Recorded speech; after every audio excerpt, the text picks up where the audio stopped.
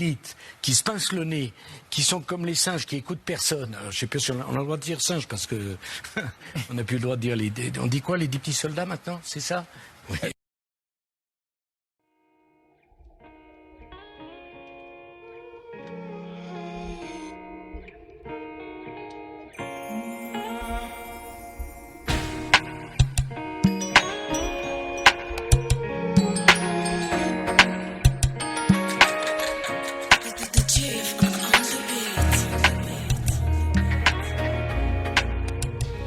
Bonjour à tous, n'oubliez pas, s'abonner, partager et recommander sont des gestes gratuits et appréciés.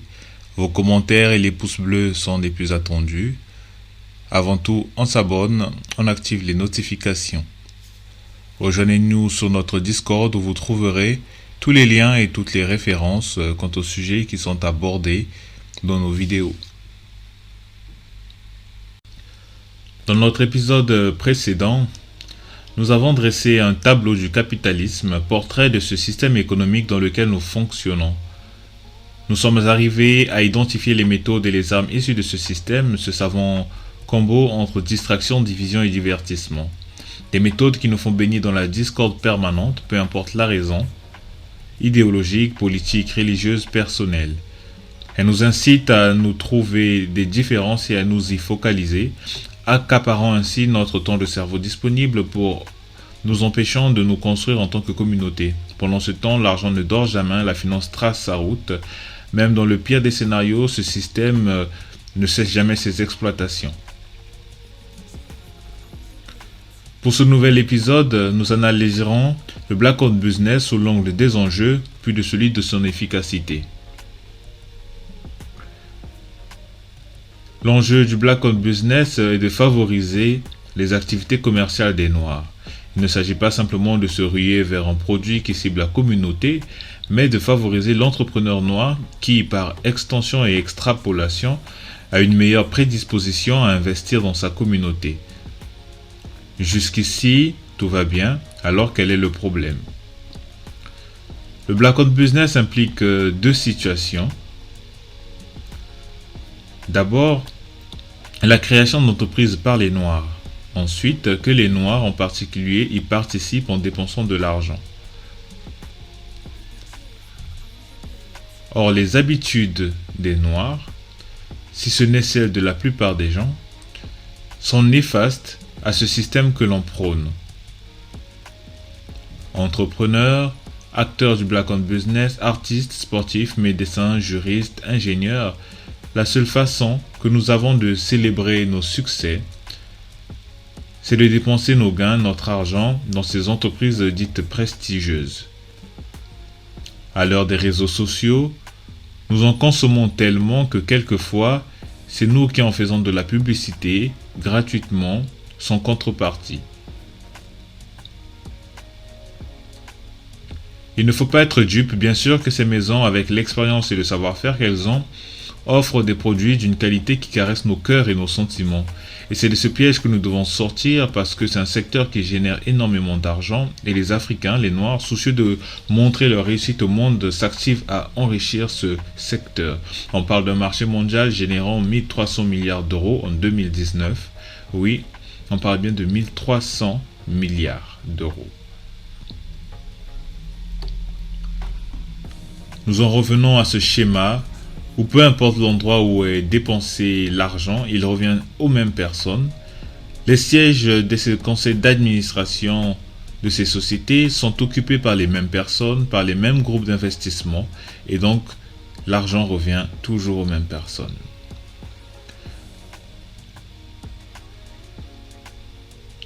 Dans un domaine différent, qui est l'alimentaire, nous avons droit aux mêmes concentrations, comme pour les grandes fortunes.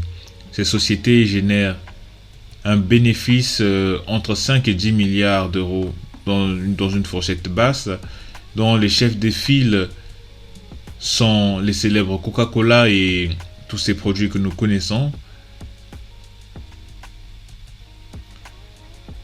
Nous avons Unilever, toujours avec des produits que nous utilisons quotidiennement.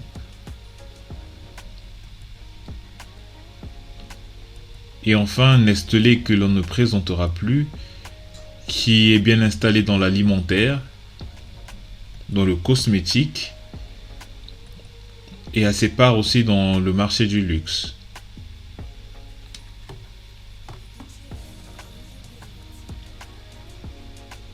Au mois de juin, un mouvement de boycott est mis en marche contre l'espace Facebook pour donner suite à plusieurs plaintes et refus de son dirigeant d'améliorer et d'optimiser son système de lutte contre les discriminations via son réseau.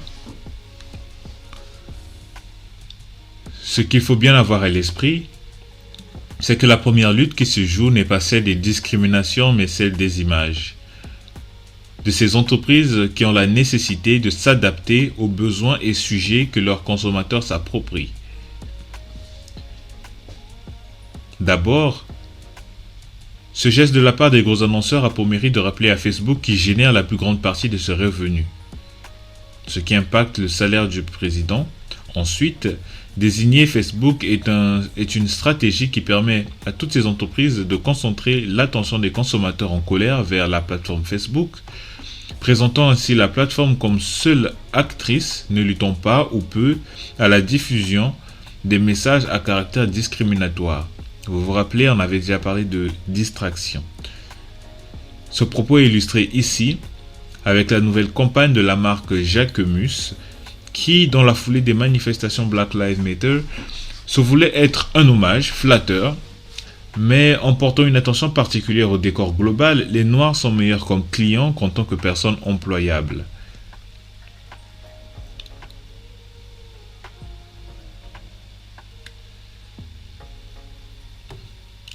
La scène avec ces entreprises, imaginez-la vous comme si les chefs des plus grands cartels s'étaient alliés pour expliquer que Pablo Escobar ne prenait pas suffisamment de mesures pour encadrer la distribution de leurs produits dans les zones ayant le plus de victimes.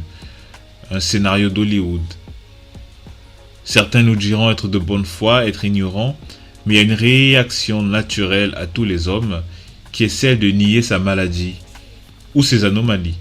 La première réaction d'un ivrogne ou d'un autre dépendant, c'est de nier sa dépendance parce que ses neurones ont enregistré cet état comme étant un état normal pour la personne.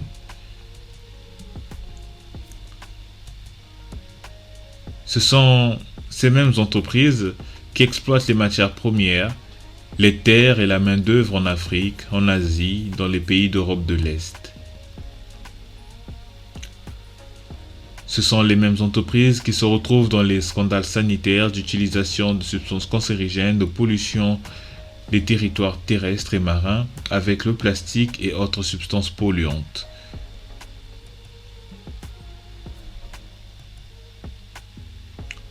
Au mois d'août, la plus grosse plateforme de vente a été épinglée en France pour vente d'articles à caractère pédocriminel.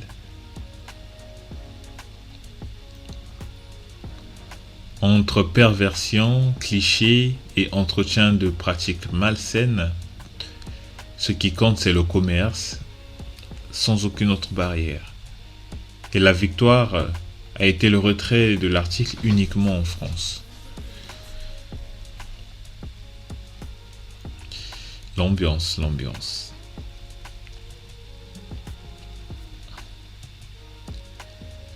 Par-dessus tout, certains d'entre elles sont spécialisées dans l'utilisation d'imagerie qui, de façon subliminale, participe à accentuer les discriminations.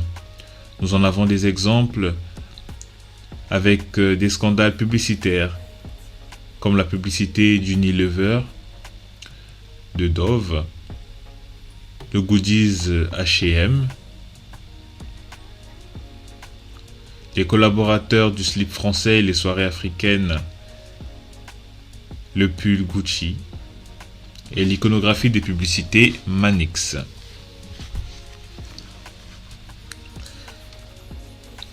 Lors de ces scandales, des membres des communautés africaines et les communautés non concernées ne comprenaient pas le problème posé par ces publicités. Et bien souvent, on reproche à la communauté africaine d'être susceptible et de voir le racisme partout. Non, vous ne l'êtes pas, vous n'êtes pas fou, je vous explique. Ces stratégies ont 3 caractéristiques. La première est une caractéristique sociologique, c'est celle des caricatures. Les concepteurs ont tellement emmagasiné les caricatures et les stéréotypes que tout cela leur paraît normal. Reproduire des séquences d'imagerie sans jamais remettre en cause leur modèle et leur inspiration. Ils sont parfois de bonne foi, plutôt par volonté d'ignorer, certainement, mais avec un logiciel complètement anachronique et nauséabond. Et ne verront jamais en quoi c'est problématique, d'autant plus qu'entre eux, ils en rigolent et se caressent dans le sens du poil.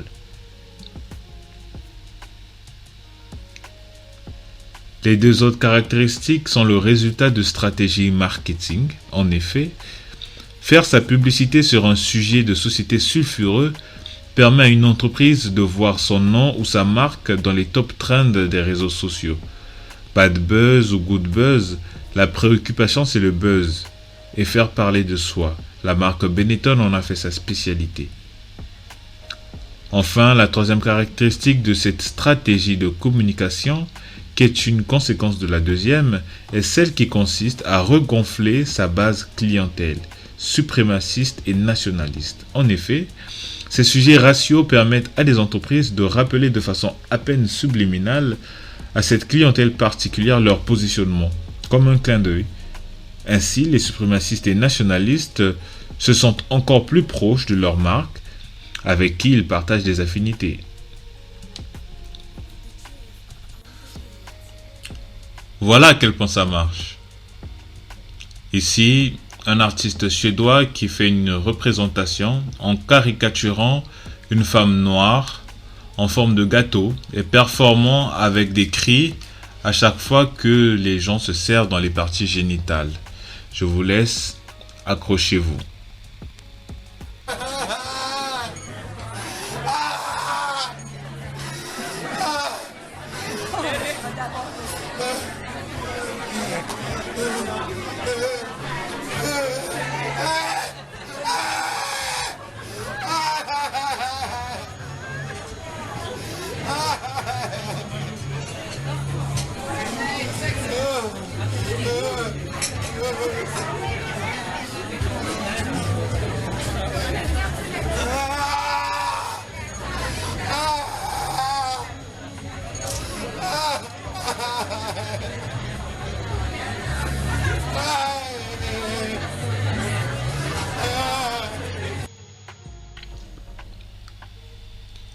Observez le plaisir de l'assistance, dans laquelle se trouve la ministre suédoise de la Culture et du Sport.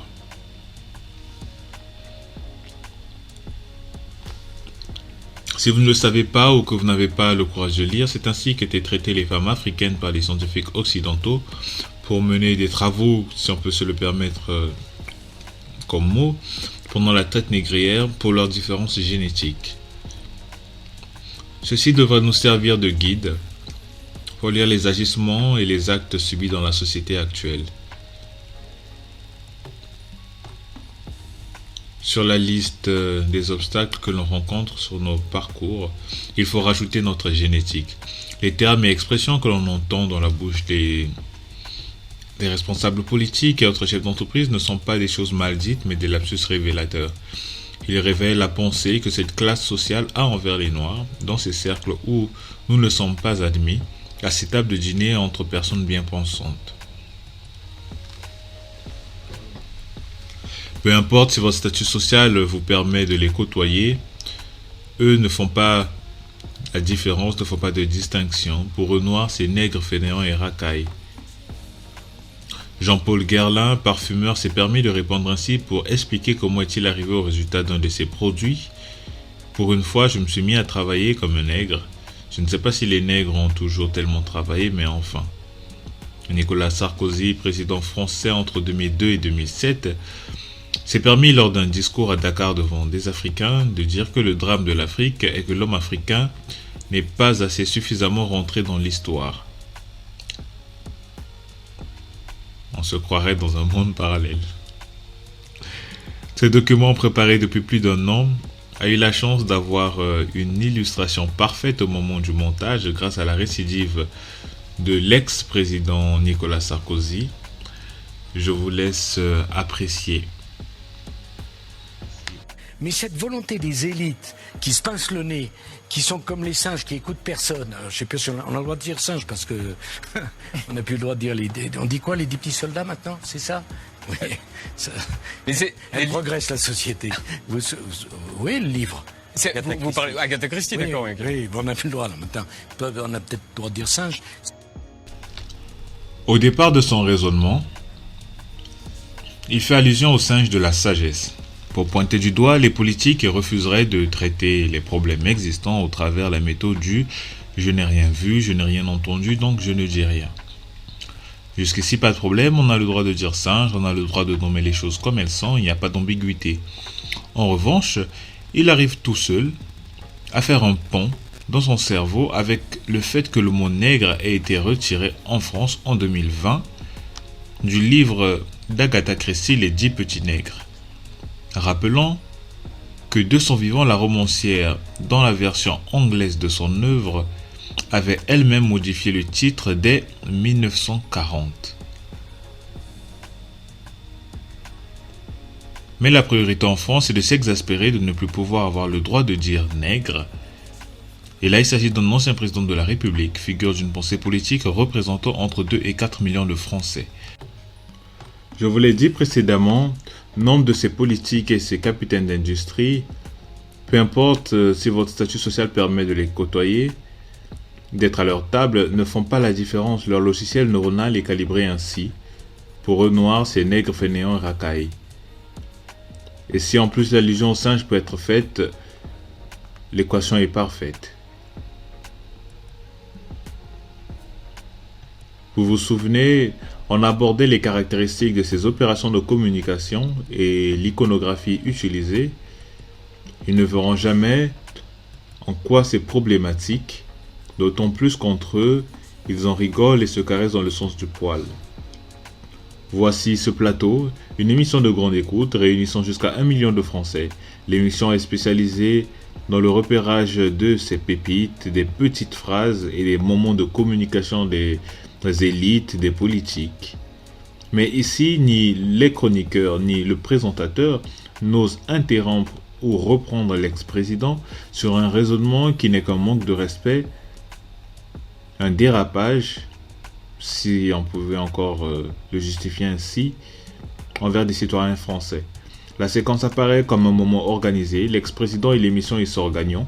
Good buzz ou bad buzz, les deux entités se retrouveront pendant un laps de temps au centre des discussions et des critiques. Ils seront le centre de l'attention médiatique. L'aura de l'ex-président rôde autour des Français. Il peut vendre ses livres, éventuellement se positionner pour des futures élections ou du moins pour son influence. L'émission, elle, flirte avec de nouveaux téléspectateurs, ce qui permettra de vendre toujours plus les plages publicitaires. Rappelons que quelques jours plus tard, 10 jours plus tard à peu près, la même émission a reçu l'épouse de l'ex-président pour une opération de promotion pour son nouvel album. En effet, ce qui est un manque de respect pour les uns ne représente que commerce, marketing et communication pour les autres. Ainsi fonctionne cette machine.